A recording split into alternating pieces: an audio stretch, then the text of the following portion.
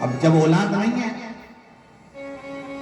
तो एक प्रयास तुम भी करो, अपने पति से कहकर मुझे कथा में जाना है, 5 पंडाल में बैठकर कथा सुनूंगी। कोई वीआईपी ट्रीटमेंट नहीं, जमीन पर पंडाल में जहां जगह मिलेगी वहां सोऊंगी, जो भिक्षा देकर चले गया वो पालूंगी, और जैसी व्यवस्था होगी उसमें रहकर मुझे 7 दिन 5 दिन की कथा सुनूंगी। 5 पंडाल।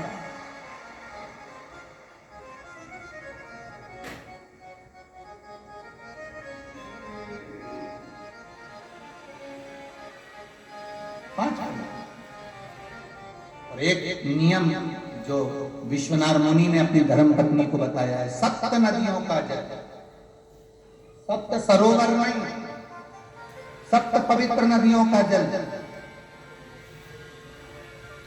7 पवित्र नदियों का जल, उसमें से कावेरी, नर्मदा, गंगा, गोदावरी, सरस्वती, जितनी ये 7 नदियों की पवित्रता है, मंदाकिनी, नर्मदा, गंगा, आदि, यमुना, 7 नदियों का जल एकत्र, और 7 नदियों के जल से किसी भी महादेव के मंदिर में एकांतेश्वर महादेव का नाम ले। कौन से महादेव? हमने पहले कथा में कहा है, कई बार एकांतेश्वर महादेव की कथा भी कही, सुनिए आप लोगों ने। एकांतेश्वर महादेव का हमने वर्णन किया है। जिस दिन तुम्हें लगे कि मेरा ये काम होना चाहिए, उस दिन एकांतेश्वर महादेव के पास जाकर बैठे।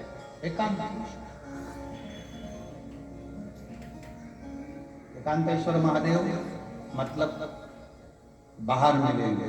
ये लोग कहते हैं कि यहाँ नर्मदेश्वर महादेव है, कल हम गए थे दर्शन करने के लिए। इनका कहना है कि ये नर्मदेश्वर महादेव है, पर हमारा जो स्पर्श मात्र से हम जो समझते हैं, हमने ये जाना है कि ये जो धरा है, ये जो भूमि है तारा बाबा की जो कुटिया है, ये शहर से दूर होना चाहिए। अर्थात पहले यहाँ शहर नहीं थी, ये एकांत में थे, एकांत में थी। तो यहाँ जो तारा बाबा आराधना करते थे शंकर की, वो शंकर साधारण नहीं होगा, वो एकांतेश्वर महादेव ही कहलाता है।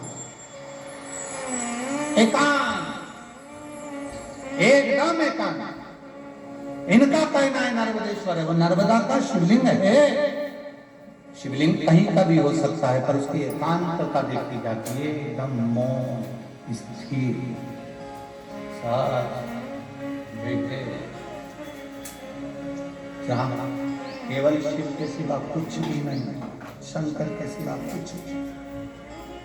जो आया वो गुफा के चक्कर में घुस गया, जिसको शंकर से मिलना था वो डायरेक्ट पहुंच गया, उसे गुफा से मतलब ही नहीं रहा, उसे तो एकांतेश्वर से मतलब था। पहुंचा, बैठा, जल चढ़ाया, स्पर्श किया और चल बाबा से अपने दिल की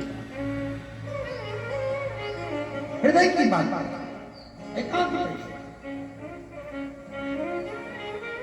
7 नदियों का जल रखकर 7 बेलपत्र के ऊपर 7 नदियों का जल, एक बेलपत्र ली, उसके ऊपर एक कटोरी में, बाटी में, एक पात्र में एक नदी का जल, दूसरी बेलपत्र ली, दूसरी कटोरी में फिर जल, फिर तीसरी में बाबा की आराधना कर कर, शिव से विनती कर कर, भगवान शंकर के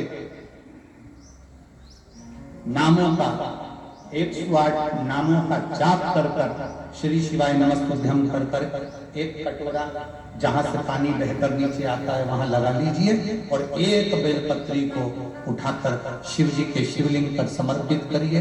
समर्पित करते समय डंडी का मुख अशोक सुंदरी की ओर हो। अशोक सुंदरी का जगह मालूम है सबको? सबको मालूम है ना? अशोक सुंदरी की ओर मुख, अशोक सुंदरी फिर समझ लो, गड़बड़ ना करिए। ये शिवलिंग जलाधारी, ये जल बह रहा है नीचे सामने से, स्थान गणेश जी का, कार्तिकेय जी का, बीच में एक मोटी सी लाइन होती है, वो अशोक सुंदरी का स्थान है। शिवलिंग ये जलाधारी माता पार्वती जी का हस्त कमल है।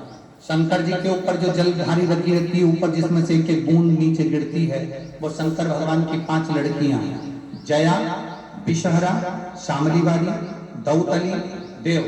शंकर जी की 5 लड़कियां शिव जी के ऊपर एक एक बूंद पानी गिराती रहती हैं।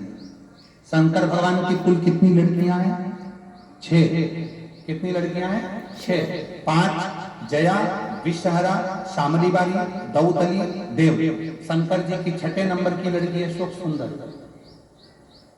जब हम प्रयोग करेंगे एकांतेश्वर महादेव का, ये बेलपत्र जो हमने समर्पित करी है दंडी का मुख अशोक सुंदरी की ओर हो।